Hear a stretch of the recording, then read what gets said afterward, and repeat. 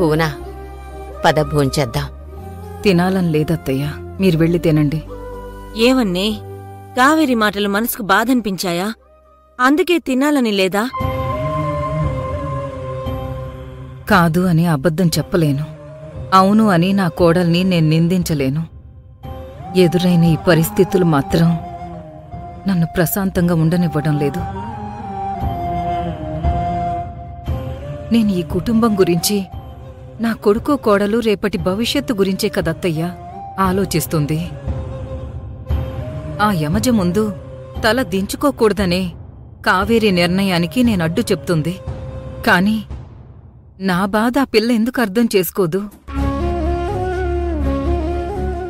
అందరి సమస్యలను అమ్మలా అర్థం చేసుకునే కావేరి నా భయాన్ని, నా మాటని ఎందుకు దూరం మనిషిలా అపార్థం చేసుకుంటుంది?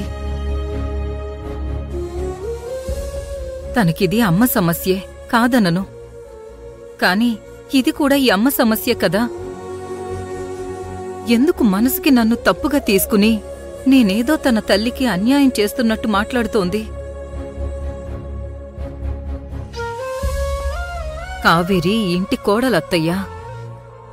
తన తల్లికి న్యాయం చేయడం కోసం ఈ కుటుంబం యమజ చేతుల్లో అన్యాయం అయిపోవడం తను కరెక్టే అనుకుంటుందా?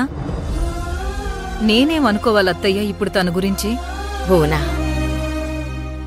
ఇక్కడ ఎవరి గురించి ఎవరూ తప్పుగా అనుకోడానికి ఏమీ లేదు తల్లి. పరిస్థితులు అలా వచ్చినప్పుడు ఎవరు మాత్రం ఏం చేయగలరు చెప్పు? నీ ఉద్దేశం ముమ్మాటికీ నిజమే. నీలాగే నీ కోడలు కూడా ఈ కుటుంబం గురించే మొదటిగా ఆలోచించాలి. కాని భువనా, ఎంత కాదనుకుని వచ్చినా రుక్మిణి కావేరికి తల్లి కాకుండా పోతుందా?